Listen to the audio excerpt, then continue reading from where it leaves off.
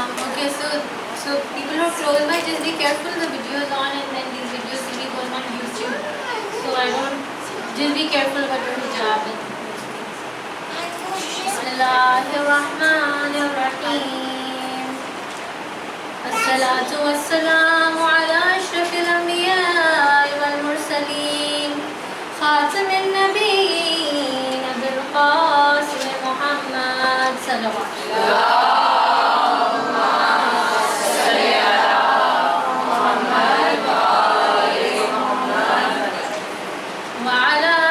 الطيبين الطاهرين المعصومين المظلومين الذي يذهب الله عنكم الرجس أهل البيت ويطهركم تطهيرا. اللهم صل على محمد وآل محمد. Assalamu alaikum wa rahmatullahi wa barakatuh.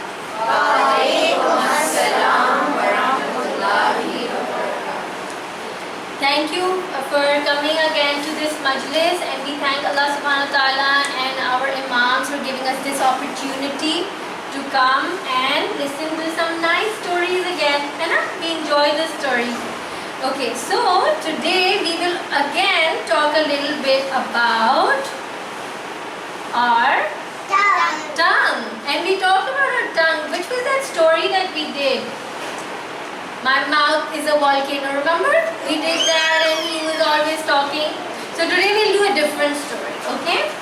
In the Quran, in Surah Ar-Rahman, which is Allah's one of the most beautiful surahs. Remember we had seen the waterfalls and the forests, and in that book, the green big book. And we were talking about Surah Rahman, and we said that Allah has put so many beautiful things in this world, right?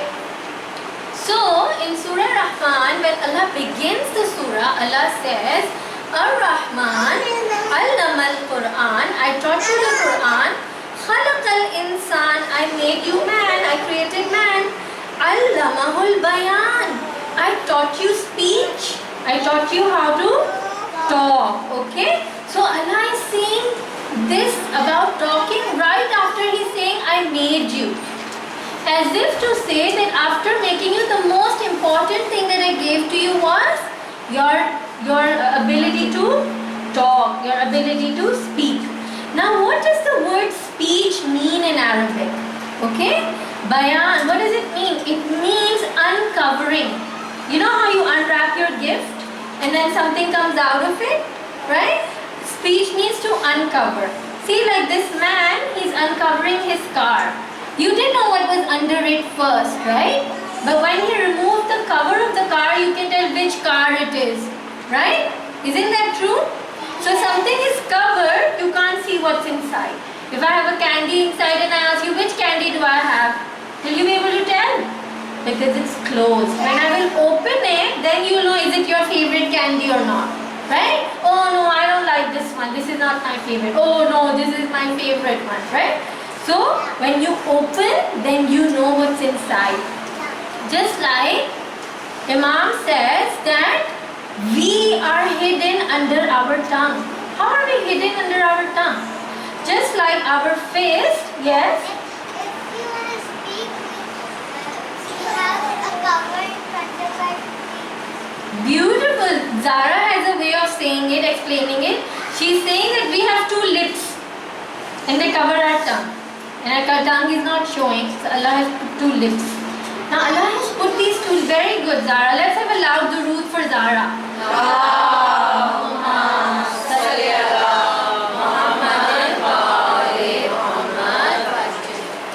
Now, just the way,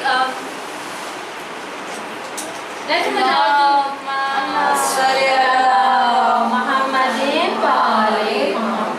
Now, just the way the lips are covering your tongue, your speech and what you're going to say is hidden under your tongue as well. How?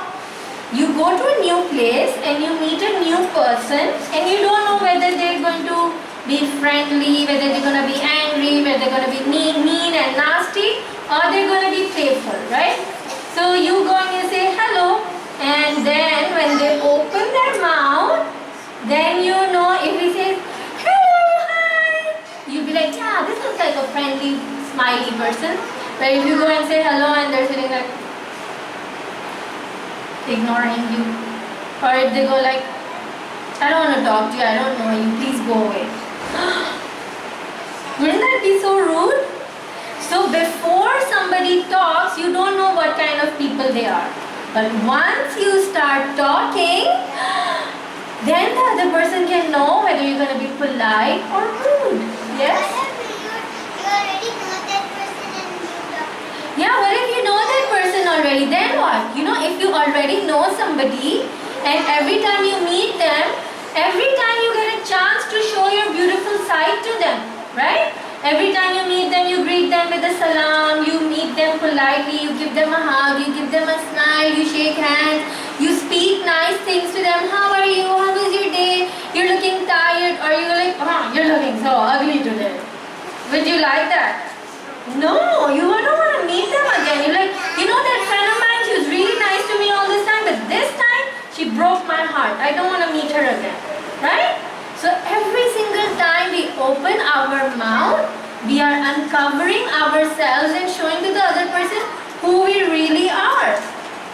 Now, Allah subhanahu wa ta'ala puts a lot of emphasis on our tongue and He gives it a lot of importance because the words that come out of our mouth are very, very important.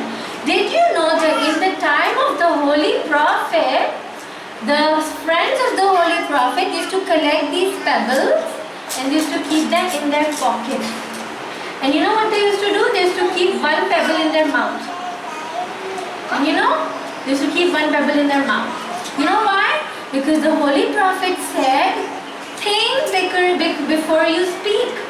Don't just start talking. Here's a don't do that. When you're angry or when you're stressed, you will start saying mean things and you'll regret it later. So they used to keep a pebble in their mouth so that before they would talk, they would have to think, oh, I need to give an answer. I feel like saying something mean. And then they'll put their finger in, they'll take out the pebble. By the time the pebble will come out, they've already taken 2-3 breaths, right? So they're feeling better, they're feeling calm. Now they'll think, should I really say this thing or should I really not say this? So they got that little bit of time to think. Remember in our last majlis I told you stop, drop and breathe. Remember? So this was the Prophet's friend's way of saying stop, leave what you're doing and now take a deep breath. Now think, should you say what you're saying? Really, really think before what you say. The Holy Prophet sallallahu alaihi wasallam, let's have a loud durood. Allahumma salli ala Muhammadin wa ali Muhammad. He said, feed the hungry, give water to the thirsty, advise people to do good things, tell them not to go near evil things, and if you're not able to do any of these things, and you still want to become a beautiful human being, only do one thing. And what is that? Take care of your tongue. And you can achieve all the goodness in the world. I'll tell you something. I'll tell you something how. Okay. So, there was this man and he was a friend of Imam Hadi, which Imam? Yeah, you do? His name was Buhlul. Okay? Like this picture. His name was Buhlul. This is a book that I have and I'm showing it to you right here. This is his book. What happens is that once Buhlul was going in the street and there was a little boy and he was really hungry. And when he was really hungry, he went and stood near a guy who was baking buns, okay, bread. And beautiful smell was coming and he was feeling so hungry and he said, I really feel like eating it, but when he checked his pockets, he had no money. He was a poor boy. So he just stood there and he imagined in his mind yummy bread coming out of the oven. He's enjoying it. The mean bakery guy, the baker, he comes to him and he said, you know what? I've been watching you. You've been stealing this beautiful smell of my bread. You haven't paid me for the smell. I can't let you go away. Imagine, he's such a nasty man. He's saying, you didn't buy the bread, but you also didn't buy the smell of my bread. How can you enjoy the smell of my bread? Now you have to pay me. But this little poor boy was so hungry. He said, how can I pay you for the smell? I don't have any money. So he dragged him to the court. You know, where the judge sits and he says, you go to the jail, or you're free, or you did a crime or not. And he takes him to the jail. And when they go to the jail, this little boy is pleading, and Buhlul was watching this boy. Okay, so he's following him to the court. And when they go there, the baker says to the judge, you know what, this nasty little boy, he stole the smell of my beautiful bread. Buhlul says, okay, are you sure you want to go ahead with this case? He says, yes, of course I want to go ahead with this case. I want this guy to pay for it. So the judge is like, yes, I'm going to give him a severe punishment. He didn't pay for the smell. So Buhlul says, no, wait, I will pay for him. So he comes ahead with a little bag of coins. Okay? And he comes ahead with the bag of coins. He goes near the baker. He takes the tally of the coins and he goes, shh. And the noise of the coins is, you know, making that jingling sound in the ears of the baker. And the baker's like, what are you doing? This is annoying. He's like, just no, hear it. Look, there's so many coins. Like, oh, nice coins. I'm going to get so many coins. Okay. And then he takes the bag and he puts it in his pocket. He says, hey, come on, you have to give me the money. So he goes like, no, wait a minute. I have already paid you. Like, what do you mean you paid me? So he says, you know what? The boy came to your shop and he didn't buy the bread. He didn't eat the bread. He smelled the bread. And now I have shown you the sound of the coins. So I've paid you. I don't need to give you real coins. I can just give you the sound of the coins. And that's how I paid you. The judge was furious. The baker was furious. But with the help of his tongue and his intelligence, Buhlul helped a poor boy. Isn't that amazing? Let's have a loud durood.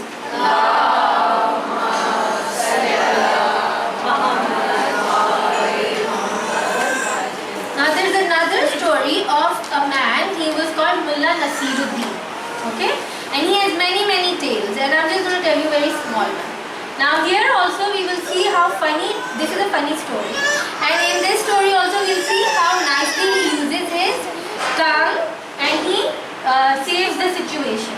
So this is part of the book that I have. Just let me show you. It's nice to show you the book. Okay. This is the story. And they say that this story is from Mulla Nasruddin when he was in China. Okay. And what happened is that long ago in China, there was a rich lord. And he was a really mean and nasty rich lord. And he used to not like Mulla Nasruddin. So you know what he did? He said, I want to make a fool of Mulla Nasruddin. I want to embarrass him in front of everybody.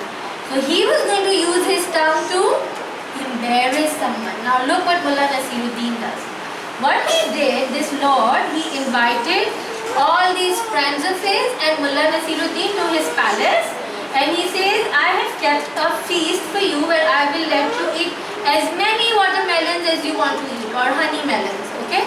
And he says, come, we will eat lots of melons, okay? So they are all sitting at the table and they're having their melons. See. Okay, so they're sitting at the table and they're having melons. Now what happens is, this mean guy, you know what he did? Whenever anyone would eat the melons, whenever Mulla Nasruddin would eat his melons, the chilka gets left, right? The peel of the melon. So he would leave the melon ka chilka in his plate, Mulla Nasruddin. But with this king also what he would do, that after eating his own melons also, he would take the peels and he would put it in the plate of Mulla Nasruddin. And he kept, you know, very sneakily and very discreetly, he would take all the peels and he would put them in the plate of Mulla Nasruddin. Now what happened? When the food was over, everybody had eaten lots of melon, everybody was happy. You know what he did? He said, now is the time I'm going to embarrass Mulla Nasruddin. I'm going to insult him. So what does he say? He says, oh look, everybody ate, but Mulla Nasruddin is so greedy. He ate so much, his plate is full of so many chilka. pile hai, mountain of peels. He's such a greedy man. He wanted everybody to think of Mulla Nasruddin as a greedy man. They said, look at this Mulla Nasruddin, he's so greedy. Then Mulla Nasruddin uses his tongue to tell him something which makes him quiet. What does Mulla Nasruddin say? He said, you know, you're right, I ate lots of melon and then I left the chilka. But you were so greedy, you ate the chilka also. There is no chilka in my plate. And he was giving away all his chilka to the plate of Mulla Nasruddin. Mulla Nasruddin says, yeah, it's okay. I was greedy, I ate lots of melon, but you were even more greedy than I was. You couldn't even wait to eat the chilka also. Let's have a loud duru. Allahumma salli ala Muhammadin wa ali Muhammad wa sallam. And now I want you all to pray one durood because I love it when you all smile and your faces look so beautiful. Let's have one loud durood for that. Allahumma salli ala Muhammadin wa ali Muhammad wa sallam. Now how do our words affect other people? When we say something or we write a letter to someone or a note to somebody, whether we write good things, whether we write bad things, it has an effect, right? Some things we say can break somebody's heart, some things we say can make someone angry, some things we say can make someone happy. So I want to share with you a study. There was a research done by a Japanese man. His name was Dr. Masaru Emoto and he passed away last year. Okay? And I was following his study and research for many years now. And what did he do? He did a study on, it's called messages in water. Okay? Messages in water. And what he used to do, he used to take water in different glasses, different beakers, and he used to write words on those glasses. Okay? He used to write love on a piece of paper, he would write hate on a piece of paper, he would write something mean from a very heavy metal song, he would write something beautiful like I love you, I miss you, I care for you, something like that. And what did he do then in the microscope? You know, in the microscope you can see big things really like big, right? Tiny things that you can't see with your eye, you can see with the microscope really big. So he put that microscope in the water and he started to see how the molecules of water look. You know, waters are made of water, everything is made of tiny particles, and he was looking at the particles are tiny pieces, okay? So you know how you put the puzzles together to make something big? Everything in the world is made of these tiny pieces, okay? And when you put those pieces together, you get that thing. So even water is made of tiny pieces, they're called molecules, okay? And you'll grow up and you'll learn about it in science. So he was a researcher. Now what did he observe? He saw that when he wrote beautiful things on the glass of water, okay? How do you write them all? Like he took a piece of paper, he wrote on it and he stuck that piece of paper on the glass, okay? And then he observed the particles of water. And you can see that this one is one of the nicer things that he wrote. In fact, one of these pictures is from, you know, there is a spring in Japan where people drink water from. It gives shifa, just like Abe Zamzam. But Abe Zamzam is way more purifying and way more pure and amazing in its qualities. And one day if I get a chance, I'll talk to you about Abe Zamzam. There's a German doctor, he's done a research on Abe Zamzam. But this Japanese doctor, he did research on Japanese water, Russian water, and then he did a research on the words that he wrote. Now look at this.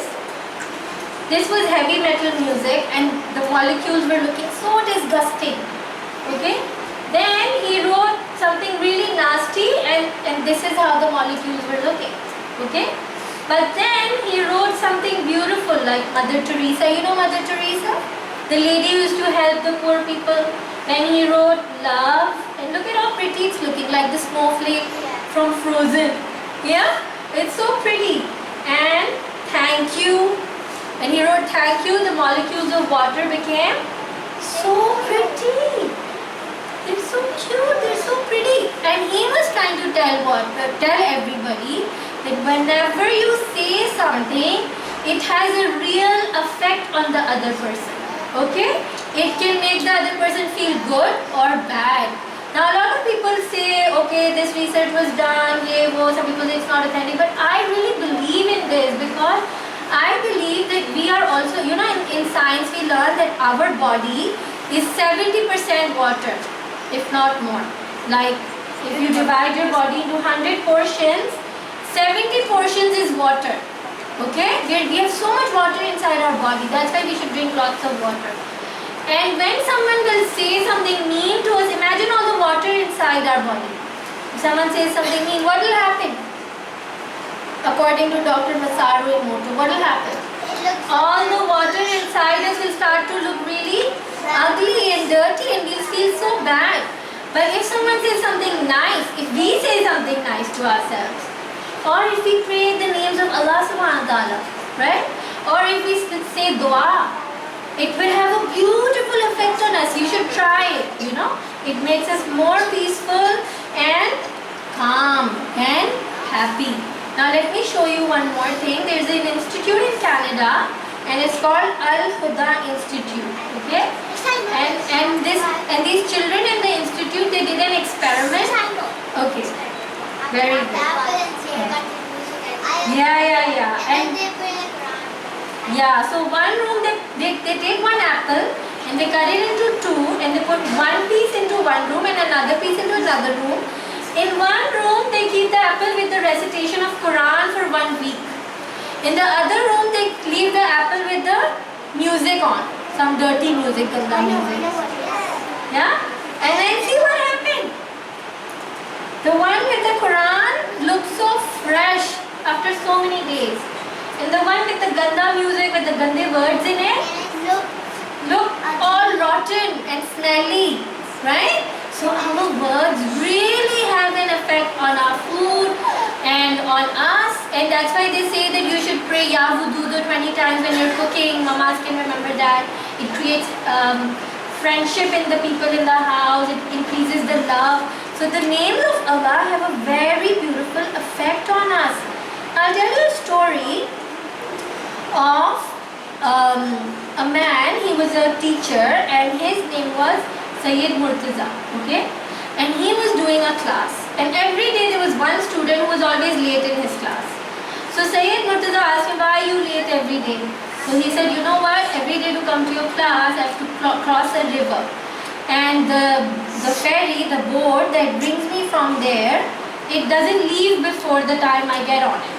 The class starts early and the ferry starts late. So I get late for the class every day, I don't know what to do. So you know what Sayyid Murtaza did? He was a very great scholar. Now, in my research I found this story narrated from our prophets also, from our imams also, and from some of our scholars also. So we will try to learn a lesson from it, okay? Now what happened, Sayyid Murtaza said, okay, that is an issue, now let me help you. So he wrote something on a piece of paper. Okay, now remember the importance of words. He wrote something on a piece of paper, he folded it and he told it, you put it in your pocket or your hat. Remember, this is something very, very amazing from Allah subhanahu wa ta'ala. It's the word of Allah and it is just out of this world. Have faith in this word. It is very, very beautiful. Don't open and see it. I'm telling you, don't open and see it. But you keep it with you. And every day when you come to the river, with the help of the word of Allah subhanahu wa ta'ala, you'll be able to walk on the water. You walk on the water, and you cross the river, and you come to it. I said, really? But it's true. It's really true. And then what happened? That this boy, he took this, and he used to keep it with him every day. He used to touch the water, and he would start. You found it funny? It's okay. Yes? That's the thing. That was the secret, right? Nobody was supposed to read the paper. So that was, but the power of the word was so much that he could cross the river. Now what happened? That when he was crossing the river every day, every day is to feel inquisitive like Elia over here. What's inside it? What's inside it? I want to know what's inside. But the teacher told him, look, I'm warning you, don't look inside the paper. And then after one of his journeys, after crossing the river or before crossing the river or in the middle sometime, yes? He told him not to check because if he sees it, it will stop. Yeah, she's right. Because the teacher said, look, if you look inside it, then the paper will stop working. It's miracle. It won't work for you anymore. So now what happened? Either he was going to cross, so he got late and he opened the paper, or he was walking on the river and he opened and push, he went in the water, or he had crossed and then he saw the paper. And the next day he couldn't cross the river. So now when he opens it, he looks at the paper and he's like, this is written on the paper. This was not something so awesome. He's telling himself. In his heart he's talking. And he goes down bush in the water. Now he can't walk on the water. What was amazing? What was the word? Now I'm telling you. That's the mystery of the story, right? Now what happens? He comes to the class all drenched in water. Or he comes to the class really late. Or one day he skips his class. Now when he comes, the teacher asks him, what happened with you? So he said, I know you told me not to, but I was feeling so curious, I had to look inside. So he opened the paper and I read, but teacher, he's telling his teacher, but teacher, this is only Bismillah. It was only Bismillah Rahman Rahim. He said, but this was only Bismillah Rahman Rahim. How is it working? The teacher said, look, I was telling you don't open it. He said, why? He said, because you have not truly understood how amazing Bismillah is. Allah says through our Prophet and Imams, He has taught us the whole of Quran is in Bismillah. The whole of Bismillah is in the Ba of Bismillah. And the whole of the Ba is in the Muhammadin wa Ali Muhammad wa Ajil Faraj. And the whole of the Ba is in the dot of the Bismillah. And they say that the Ba of the Bismillah is all the knowledge in the world. And who possesses all the knowledge in the world? Our Holy Prophet who says, I am the city of knowledge. And Ali alayhi salam, Imam Ali is the door of knowledge. Hai na? Let's have a loud durood. Allahumma salli ala Muhammadin wa ali Muhammad. So he's saying, look, you're not understanding. Bismillah is amazing. It's huge. You are just saying, oh, din mein 10 dafa I'm praying Bismillah, Bismillah, Bismillah. But you're not understanding how great it is. That it can even give you the power to walk on water. It can even give you power to do millions of things. Right? Now, I want to tell you one more thing. You know, when we do, let's have a loud durood and come in front because there's so many more kids.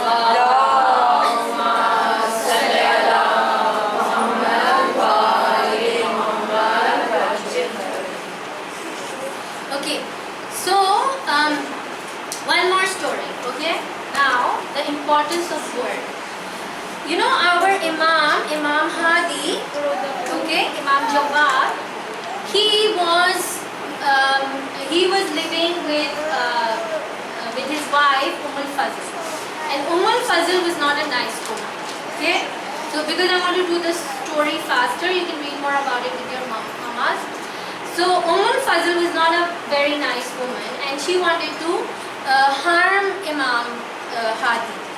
So what happened is that one day she went and she said, How was she living? you see, our Imams were so kind that they used to respect everyone. You know our Imam Zainul Abidin story, you know that even when there was a sick man on the way and he was a kafir, Imam Zainul Abidin, the person who are not a Muslim, people who are not Muslims, Imam Zainul Abidin said, look, he's a human being first. I need to take care of him, right? Even though Imam Zainul Abidin's slave said, I'm not going to touch him, I'm not going to be nice to him because he's your enemy. Imam said, look, right now he's about to die and he's a human being first. We need to take care of him as a human being. So our Imams used to respect everyone, even if they were nice or not. They used to say Allah will judge them. But for us, we have to be kind to all human beings, right? And I will talk more about it in the end. Now, Imam Hadi's wife, he got married to Fadl, but she was not a very nice person, and she wanted to hurt Imam. And her father was the ruler of that time, and he was also very mean and nasty to the Imam. So what happened, Fadl went and she complained to her father that, I have these complaints from Imam. So what did he do? He was drunk. He had alcohol. Alcohol we should never go near. It is haram and Allah does not like it. Because why? Because Allah has given us a beautiful brain.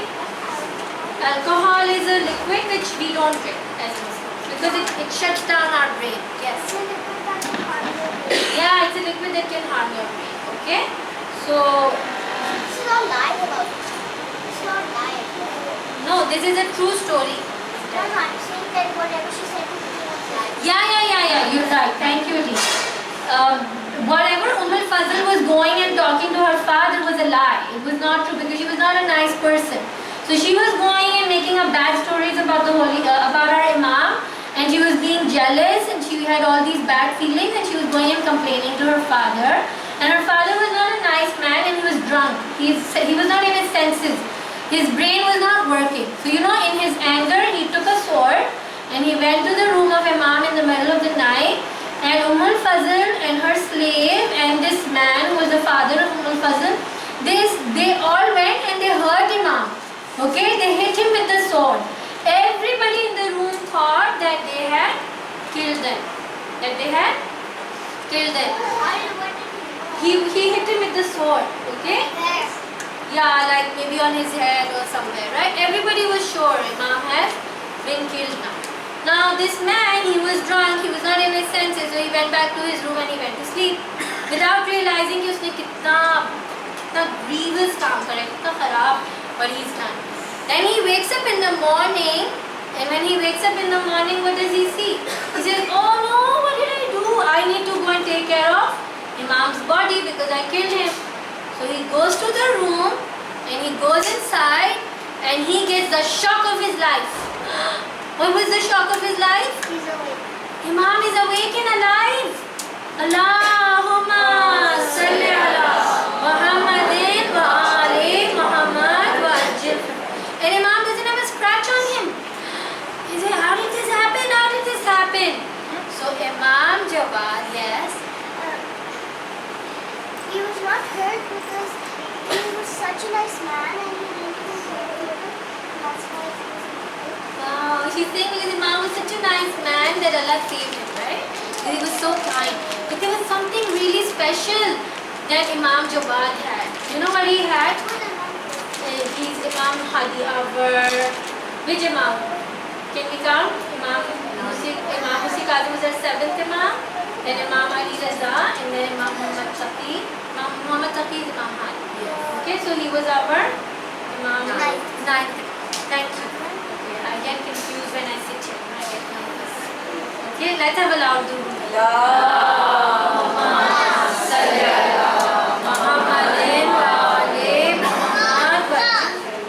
So our Imam, he's telling him something, and look at the generosity of our Imam now.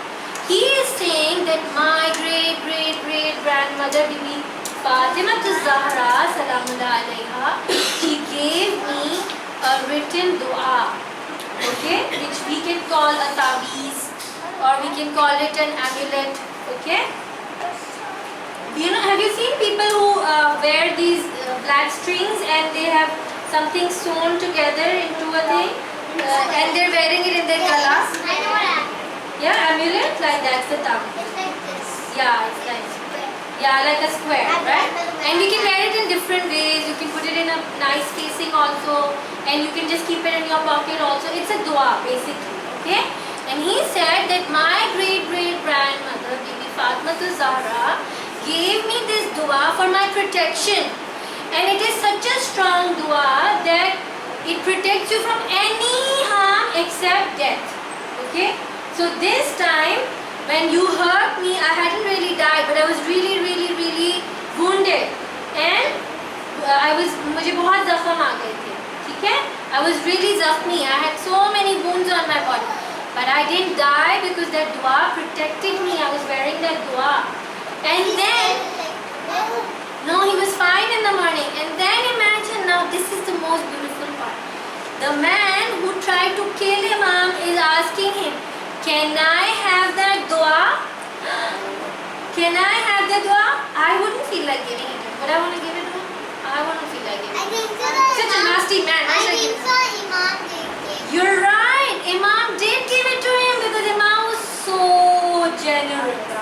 Allahumma salli ala Muhammadin wa ali Muhammad wa ajil.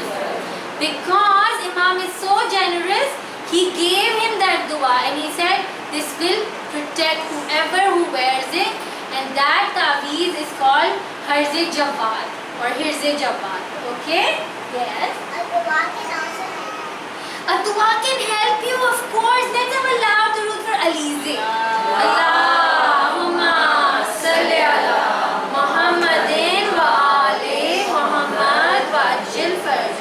So, are you guys in the mood for one more story or should we pack it up? One more. Okay, one. And this is a nice one. I'm glad you said yes. Yeah, you like it? I like it. So this is a story about Josh. Okay? This is a boy Josh in the red and blue shirt. Red and blue shirt boy. He is Josh. And he is known as Josh the Tattler. What is tattling? I'll tell you what tattling is. Yeah? You're complaining about people, about somebody all the time. Dekho, isne ye kara. Look, miss, she's eating chewing gum in class. Oh, look, he is biting his nails. Okay? It's not nice. But you should keep You them. can even call it a tattletale. Tattletale. Good job, Hassan. Now, so this boy, Josh, he was known in his school for Josh the Tattletale. Now, Josh was so famous for tattling that nobody wanted to sit with him. Okay? And he would keep on complaining to the teacher. Can you see he's pointing fingers and telling the teacher? Yeah? He's complaining to the teacher all the time. He's like, oh look, he did this and he's chewing his pencil. And now what happened? No one wants to sit with him in recess, in lunch break. No one wants to sit with him. So, because he keeps complaining, even in playtime, no one wants to play with him. And he's all alone. Now, he comes home and his mother is telling him, Josh, can you please stop doing this tattling all day long? It's really bad. It will give you a tattle tongue. So he said, what's a tattle tongue? She said, you know what? Before you know it, your tongue will start to become itchy, itchy, scratchy, scratchy, twitchy, twitchy, catchy, catchy. And he said, oh, I don't want an itchy tongue, which is itchy, and scratchy tongue. And so what did his mom say? Well, you better be careful. Before you know it, you will get a bad tongue. So he said, really? And she said, you know what? Your tongue will become yellow with purple spots. Do you want that? And he said, no, I want a yellow tongue with purple spots. And then she said, if you keep on tattling, just like Pinocchio's nose became long, when he used to lie, your tongue will start to become longer and longer. It won't stay inside your mouth.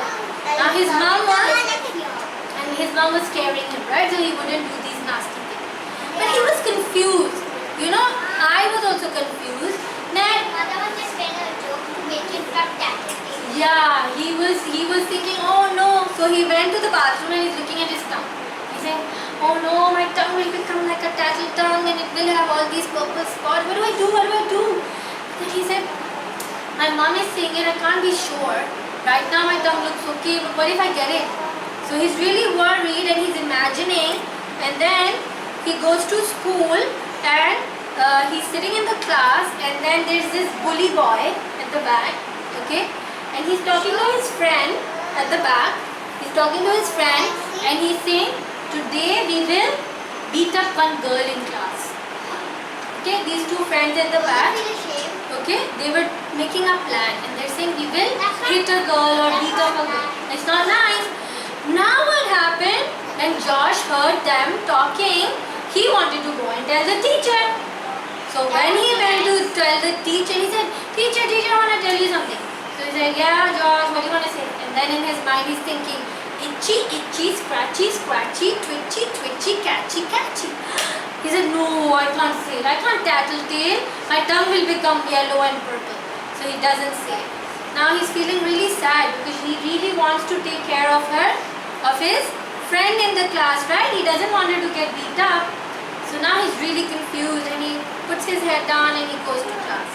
Now, in the playground, he sees that this naughty boy is running after the girl and he knows that he had made a plan to be mean to her. So he goes to the principal, over here he goes to the principal and he wants to tell the principal that this boy is being nasty to the girl. But what happens? Suddenly he remembers, itchy, itchy, twitchy, twitchy. He said, oh, I'll get a tattletale, like tongue. I don't want a tattle tongue, so I can't say it to the principal. You should see. He should have, but he was so confused, right? He was so confused. When do you tell and when do you not tell? So he's really confused. Mother told him he was sometimes for non-purpose reasons and he wasn't telling for reasons that Beautiful. What is it? Amna had such a beautiful point. She's saying, first he was saying all these things which had no purpose, no use, no help, right? And now he had a reason to talk because now he could be helpful. Now what happens? He goes to sleep at night. And in his dream, he meets the tattle prince. Okay? In his dream, he meets the tattle prince. Okay? And this tattle prince is telling him, oh, you Mr. Little Josh, you tattle the whole day. So he said, but I didn't tattle today. So he said, why didn't you tell your principal about the girl who was going to get beaten up? He said, but then I didn't want to be a tattletale. You're confusing me. It's so confusing. And sometimes you're telling me not to be a tattletale. Sometimes you're telling me go and tell. I'm so confused. I don't know what to do. Right? So he is thinking about the girl in her class and the mean boy. And the prince is saying, you know what? Do you want a tattletale? He says, no, I don't want a tattletale. So now the prince is telling him, look, if you don't want to be a tattletale, there are 4 rules that you need to follow. What are those 4 rules? Number 1, be a danger ranger. When you see that somebody is in danger, you become like a ranger and you go help them. You should never leave anyone who needs help, right? Imam Hussain went to help, our Prophet always helped, all our Imams went to help. You should never leave anyone in danger. They say, first of all, if you see danger, you have to go tell someone and save them. So you have to be a danger ranger. Number 2, and you know what? You'll get a flyer at the end of the Majlis and it has the 4 rules in it. So you can write down whatever you remember about the rules in it yourself. Okay? Now rule number 2, be a problem solver. Okay? How do you become a problem solver? If someone has a fight, you should solve it. Yeah, but you know what? For example, in your class, somebody snatches your pencil. Okay? Now, instead of saying, Miss, you took my pencil. Right? That would be like tattling, right? Instead, yes, beautiful. What's your name? Aleen has such a beautiful point. Let's have a loud room for her. And also for Amna.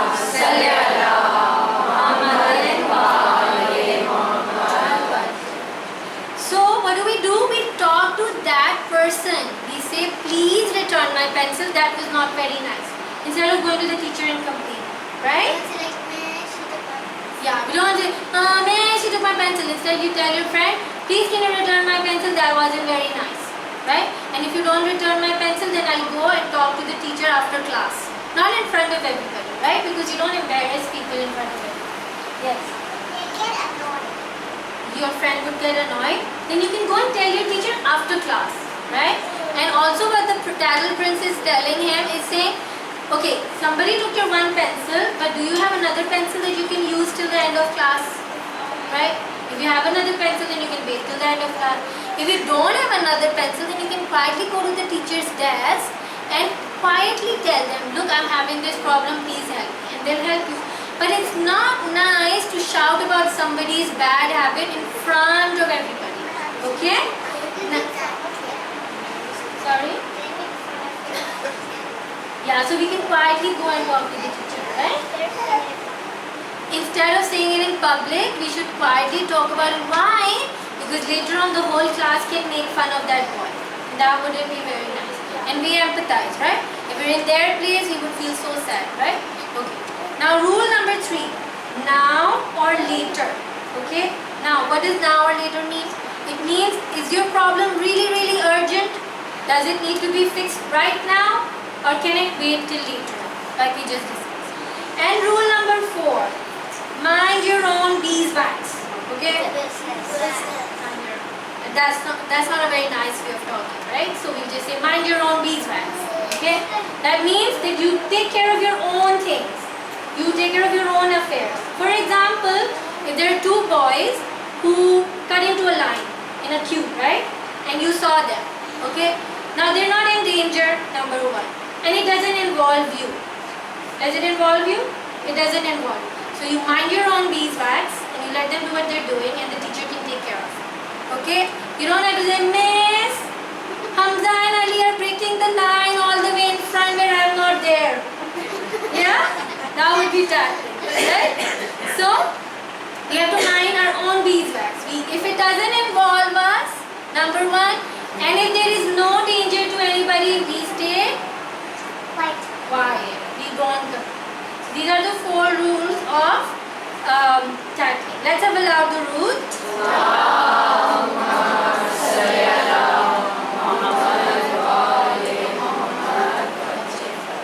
Now, like always, we will sit respectfully because we will talk about Imam Hussain, Karbala, and Imam Zainul Abidin. You know who Imam Zainul Abidin was? Imam Zainul Abidin's real name was Imam Ali. Okay? His name was Ali. He was the son of Hussain. Raise hands. We have to raise our hands. Okay. He was the son of Imam Hussain. Yes. Then, how can Imam Ali and Imam Zainul Abidin could have the same? How could Imam Ali, the first Imam, and Imam Ali Zainul Abidin have the same name? Well, lots of people have same names, right? Well, Imam Zainul Abidin was the great grandson of Imam Ali. So Imam Hussain loved his Baba so much that he named his sons Ali. And did you know? Imam Hussain named 3 of his sons Ali. Isn't that amazing? Yeah. And Ali. So there were 3 sons who were named Ali. It's so beautiful because those names have a effect on us, right? Yes, you were saying something? Yeah. So Aleen is saying that Ali Zainul Abidin was like his nickname. But it's not like a nickname, it's like a title he got. Zainul Abidin means the beauty of ibadat, of the people who do ibadat, right? So people who do namaz and worship of Allah subhanahu wa ta'ala, who make dua. Imam Zainul Abidin used to do it so beautifully that they call him Zainul Abidin. Zain means beauty. Okay? Beautiful. Who has Zain name over here? Does anybody have name? Elia's brother. Yeah, Elia's brother. And it means beauty, right? It means beautiful. And so, Imam Zainul Abidin was called Zainul Abidin. Now what happened in Karbala? We were talking about our tongue. Imam Hussain was so beautiful with his tongue and his heart that if you go to the plains of Karbala and if you imagine in your mind, remember for Imam Hussain we have to sit respectfully. We know Bibi Sakina and Bibi Fatimah Agha, they come here, right? So Imam Hussain has lost his whole family. He has lost his baby Ali Asghar. He has lost his son Ali Akbar. He has lost his sister's children Anu Muhammad. He has lost Qasim. He's feeling so sad and he's so sad in his heart for losing his family. He's so upset. But Allah is with him. It gives him confidence and faith that no, I'm doing it for the right cause. I can sacrifice my family because it will save humanity. It will save good people forever. It will save Islam. So he finds his strength and he goes in the battlefield. and he's crying and he's crying. And someone says, "Oh Hussein, are you crying? Are you afraid? Are you scared?" He said, "No, I'm not feeling any of those things. I am crying because in my heart I'm feeling so sad for you, for the people who are killing us." I said, "Really? Why?" He's saying, "Because I don't want anyone to go to hell. I love all human beings. Allah created all human beings. And I love you all. But I don't want you all to go to hell. Please listen to me. Don't kill me, because if you kill me, you'll go to hell." And Imam Hussein is feeling so sad, and he's using his beautiful tongue, his beautiful words to teach them the beauty of the Holy Prophet. But it was so sad that they didn't listen to Imam Hussein. He was the grandson of the Prophet who, when someone threw trash on him, he went back and took care of that woman, right? And he was the son of Imam Ali, who did not let anyone harm his own killer. When Ibn Muljam killed Imam Ali said to Imam Hussein, "Don't make his ropes tight." So Imam Hussein was just as kind and beautiful in his heart, but these mean people had no mercy. They were so mean, they were so evil, they didn't take care of anything. And they took his baby Sakina into the streets of Sham. And they took his little children and they put them on camels that were so painful, there were no cloth on it. And their skins used to burn in the sun. So many children would fall down from the camels and no one would let them pick them up. And their mothers would be chained into ropes and they would cry for their little children. And Imam Hussein, Imam Zainul Abidin and Bibi Zainab, with their beautiful heart, they found the strength to do the right thing for Allah subhanahu wa ta'ala. And then we see that when Imam Zainul Abidin and Bibi Zainab, when they reached the court of Yazid, and they started to talk, and Imam Zainul Abidin was so frail and weak and he didn't have any energy in him. And people said, "Let him talk. What will he say? How can he talk? He's so weak and old. What will he say? Yazid, let him talk." But Yazid was scared. He knew that Imam Zainul Abidin is a great person. And when Imam Zainul Abidin started to talk, and when Bibi Zainab started to talk in the court of Yazid, all these people sitting over there were suddenly waking up. And they were saying, "Oh no, what have we done? This is the grandson of the Holy Prophet." There was a chaos in the court. Everybody was in turmoil. Suddenly they said, "What have we done? What have we done? We should not have listened to Yazid." When Yazid saw that people were not going to like him anymore and they're going to hate him for killing Imam Hussein, he told the muazzin, the man who gives the azan, he said, "Give the azan, hurry up. I want Zainul Abidin to become quiet now. He's going to create a revolution. Make him do the azan now so that he will stop." Because when we do azan, we become quiet. And then there was an azan. And what happens in the azan? We say, "Allahu Akbar." And then we say, "Ashhadu anna Muhammadur Rasulullah." And then Imam Zainul Abidin told everyone over there, "Did you hear the azan? Did you hear it said Muhammadur Rasulullah? That Muhammad is my grandfather." And he told Yazid, "Oh Yazid, you may be sitting on the throne. You may have the power today. You may think that you won a battle, but truly we have won, because even today in the azan we hear the name of my grandfather and not yours." Ala lanatullahi qawmin zalimin. Let us put our hands up and make dua to Allah subhanahu wa ta'ala so that we can have a beautiful heart with a beautiful tongue. Yes, and Allah can protect us from bad things. And Allah subhanahu wa ta'ala would give us the energy and the power and the light in our souls to always do the right thing, no matter how difficult it is.